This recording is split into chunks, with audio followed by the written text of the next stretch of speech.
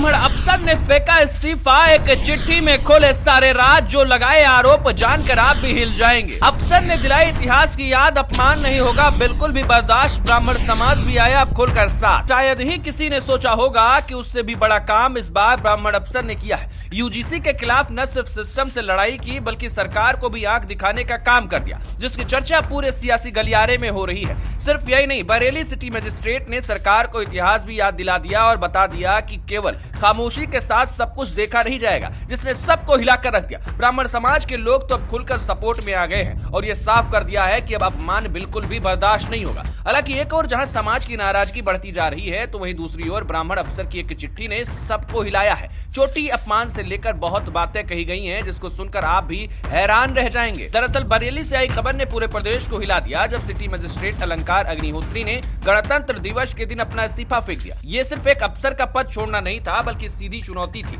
जैसे ही ये खबर बाहर आई, वैसे ही ब्राह्मण सभा और दूसरे सामाजिक संगठन सड़कों पर उतर आए। नारे गूंजने लगे कि यूजीसी हटाओ, देश बचाओ और काला कानून वापस लो। संदेश साफ था कि ये लड़ाई अब चुपचाप नहीं लड़ी जाएगी। सवाल ये उठने लगे हैं कि जब एक जिम्मेदार ऑफिसर खुद कह रहा है कि सामान्य वर्ग के साथ अन्याय हो रहा है, तो फिर अब क्यों कोई आंख बंद कर बैठा है? इस कहानी ने तब और बड़ा मोड़ लिया जब अलंकार अग्निहोत्री ने अपने इस्तीफे के पीछे की वजह सार्वजनिक की। उन्होंने सार्वजनिक तौर पर सरकार पर ब्राह्मण विरोधी रवैये का आरोप लगाया। प्रयागराज के माघ मेले की घटना का जिक्र करते हुए उन्होंने कहा कि संतों और शंकराचार्यों के शिष्यों के साथ जो हुआ वो एक घटना नहीं बल्कि पूरे समाज का अपमान है। चोटी पकड़ना और बुजुर्ग सन्यासियों के साथ बदसलूकी की बात ने आग में घी डाल दिया। उन्होंने यूजीसी के नए नियमों को एक तरफा बताते हुए ये भी कहा कि समता समिति के जरिए सामान्य वर्ग के छात्रों को झूठे मामलों में फंसाया जा सकता है। सबसे बड़ा सवाल उन्होंने अपने ही समाज से आने वाले सांसदों और विधायकों पर खड़ा किया। उनका कहना था कि ये लोग सिर्फ कॉर्पोरेट कर्मचारी की तरह चुप बैठे हैं और समाज के सम्मान पर बिल्कुल भी बोलने की हिम्मत नहीं जुटा पा रहे।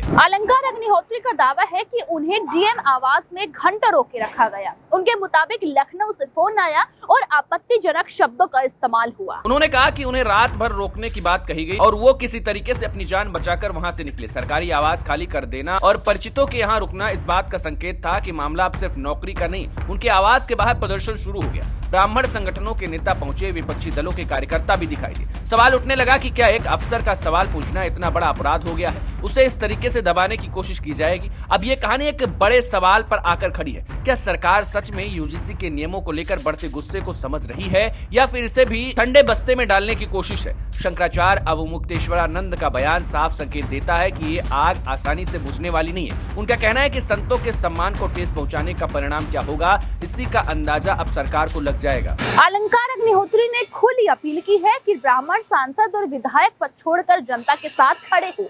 अब आगे क्या कुछ होता है, ये देखने वाली बात होगी।